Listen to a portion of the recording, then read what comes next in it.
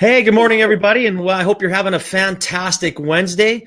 My name is Jade Alberts, and we are live from Calgary, Alberta. I'm a workplace strategist that focuses on business and brand development, and my passion is helping small businesses grow and expand their brand into places that they've never gone. The Telling It Like It Is topic today is coworking.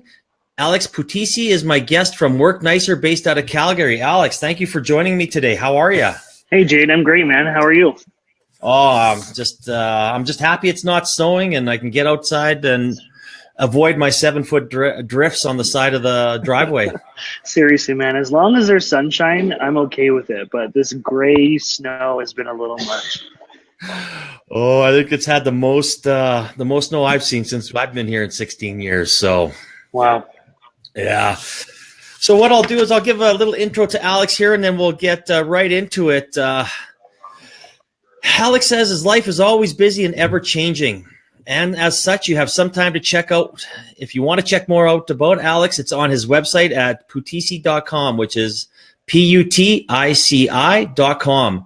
Alex believes if you help enough people, they get what you help people. Enough people get what they want, you'll get what they want. And I love that quote from Zig Ziglar, and I truly believe it myself. Alex has a location on Stephen Avenue at 630 8th Avenue Southwest, and a second location opening soon. Alex, why don't you tell us a bit about that second location and when it'll open?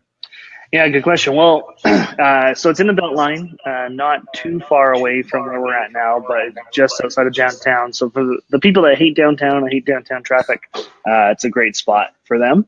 And so really, we were supposed to open yesterday, and we got a little bit delayed. Our timeline was fairly aggressive, and so now we've actually pushed that out to March 15th. And so all but one of the offices, the private offices there, are already pre-committed, and so all those people will be moving in on the 14th or 15th, and a good chunk of people that are in our open co-working area at our downtown location will be splitting their time between the two spots as well. And so at the end of the day, yeah, we were kind of full at our current spot in terms of private offices, and we were reaching capacity some days in terms of the open co-working area. And so it just made a lot of sense to try and look for something which was similar, a little bit different, that can kind of feed that demand. Oh, that's awesome. I mean, it's good that there is a demand. So I guess, moving right into my first question plays right off that. I guess why should a person or small business or startup, choose a co-working space over brick and mortar or working from home for that matter? Good question. At the end of the day, I think it comes down, it can be summed up in one of our two taglines, and one is work for yourself, not by yourself. And I think that's really important where, things can get kind of lonely, and that moves right into our second tagline, which we mostly use, and it's called "No One Succeeds Alone." And it's based on the premise that no matter what, it's like when you're at home, we're not supposed to go through this alone. This entrepreneurship stuff is hard enough, let alone being alone, right? And so, and that's the beauty of places like Work Nicer. At the end of the day, you'll be working right across the desk, right across the table from somebody else who might be in a completely different industry, but the struggles are the same, right? You got to figure out a website. You got to figure out client issues. You got to figure out cash flow issues. You got to figure out all that kind of stuff. And so regardless of whether you are building apps or you're building buildings, it's the same struggle when you're in the entrepreneurship world. And so that way it's a lot, you can learn from people who are going through it, and you also have something to teach, even just by going through it yourself. And so not only is there a lot to learn and a lot to teach by each person here, but there's just the motivation and productivity factor. It's like when you see other people hustling and grinding and getting through the struggles, that's going to motivate you to do the same. No, that's great, and it seems to be a very common theme on my broadcasts and discussions here. I guess based on that, I mean, when you do see other people and other businesses hustling and bustling, and do you find that they share a lot of knowledge? Do you find them collaborating together and, helping each other out? Tons. It happens. And that's the big difference. And that's actually one of the amazing things about this space in particular is that we don't do any dedicated desks, with the exception of our private offices. But other than that, it's not like people are coming in and sitting down in the same place with the same trinket on their desk and doing the same thing, talking to the same one person beside them, maybe. It's that you are sitting beside different people every day. And even when, even when human nature takes over and people tend to sit in the same place, we actually just take all the tables and move them around. And so literally it's like the next time you come in, you can't sit in the same place. You have to have a little bit of that feeling of uncomfortability or change, because that's how we move and improve. And as a result, people have totally met that way. It's also something that's really important to us as a team, is that we're very cognizant of connecting people together and building those bridges, because at the end of the day, that's what we are as is community builders. We just happen to do it through Workspace. No, that's a great answer. I mean, stepping outside your comfort zone is so hard for so many people, and we talked about that a little while ago. I guess now when you say you move the stuff around and you're actually making people network, Yep. and stepping outside this comfort zone. Can you share some more examples of the networking that goes on at Work Nicer? Yeah, and we could talk about this for a long time. So I'll just give just like a couple really simple ones, but Perfect.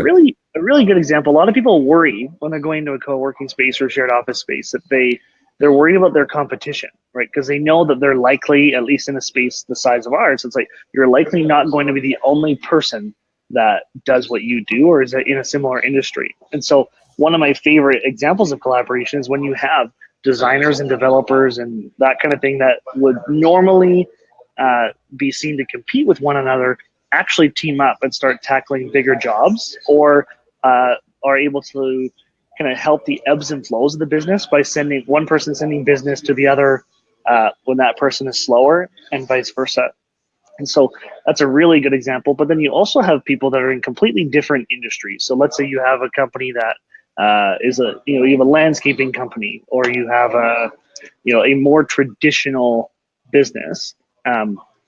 Your whole marketing department, your sales department, everything is built in here. It's like the people that are sitting down the way from you are able to actually, you don't have to go out and search to find someone to build the website and all the stuff that you aren't best at. But you should be focused on building your business and the strengths, or focus on the strengths that you have, and let these other people take care of that stuff so you can better run your business. And so that happens a lot where people are hiring each other in order to help build each other's businesses. And so, I think that those are great in terms of stories. But final example that I'll give you is at the end of every year, we send out a Work Nicer member survey, and it's this big long survey where we ask people, kind of their thoughts on Work Nicer, how it's working for them, and also give us some guidance on what they'd like to see us do for the next year. And that helps us kind of like steer the ship for the next year until we ask them how we did the following year. And so in that, one of the questions that we ask, it's on a scale of 1 to 5, strongly disagree to strongly agree. The question is, do you agree or disagree with the statement, I can approach anyone at Work Nicer? Okay. And so, we have a membership of over 200 people, and of all the people that replied, 98% of them said that they agree or strongly agree that they can approach anyone at Work Nicer. And so it's like, what other group of 200 people would everybody feel like they can just walk up to somebody and approach them? Like that, it's unheard of. Even That's in awesome. these community-based organizations, it's like it's still tough for people to actually go and approach people a lot of the time. And that's the whole like getting comfortable with being outside of your comfort zone. No, absolutely. That shared economy and you listening is absolutely priceless when you're a startup, when you're an entrepreneur. Whether or not you're doing in lieu of instead of actually hiring somebody, that's just absolutely outstanding. I guess my final question is, I know that obviously you're expanding, you're looking at your second location. You've got well over 200 members, but what makes Work Nicer so unique? Like, what makes you better than everybody else, or why Work Nicer? Yeah, good question. And I don't necessarily think that we are better versus different in some ways. And I think at the end of the day, we are a lot of things to a lot of people, but we are not necessarily all things to everybody. And that's okay. I think the Yeah. thing that makes us truly special is that we know exactly who we are. We follow our guiding principles with the decisions that we make, and we're very clear with that with people when they come through. And I think they get a very quick idea of, hey, this is going to be for me, or this isn't going to be for me. And at the end of the day, we've never made decisions based on money. We've never made decisions that aren't based on community first and our membership first. And sometimes that's difficult. Actually, a good example is delaying our opening of our second location. Um, a lot of the questions that start to pop into your head is, well, how much is this going to cost? How much more are we spending on the lease, and how much revenue are we going to lose, and all this kind of stuff. But it's really easy to make that just go away, because like that's not a guiding principle decision, and so it makes making those decisions a lot easier. And so I think the whole self-awareness piece as individuals, as well as with our business, is the thing that makes it truly unique, in that we're building community through workspace, but we're not a workspace first, we're a community truly first, if that makes sense. Oh, absolutely makes sense. And you forgot to mention that you have beer. Yeah, and we have unlimited beer on tap, which is great. I know when we first met and I came down to see the co-working space, I was like, oh, beer. I was like, I kind of like this. I had somebody else who they are a team, and they outgrew our space, and we're in a Facebook group together. And I said, hey, we're opening a second location. I have some questions, looking for some trades and stuff. And he's like, maybe I'll need to come back and get a membership, like just for the beer. And I'm like, you would not be the first one. So there's that. Oh, that's awesome. Oh, that is excellent. Well, I really appreciate your time today, Alex. I mean, that was awesome. I mean, obviously, Work Nicer here in Calgary, going to be opening up a second location March 15th. I have been there. I know people that have worked out of there, and there's been nothing but positive feedback that I've received. Cool. Thank you very much, Awesome. man. I really appreciate that. Well, excellent. Thank you, everybody, for joining. And again, I'm Jade Alberts, based out of Calgary. I'm a workplace strategist specializing in business and brand development. And thank you for joining, and we'll see you next week. Have a great day.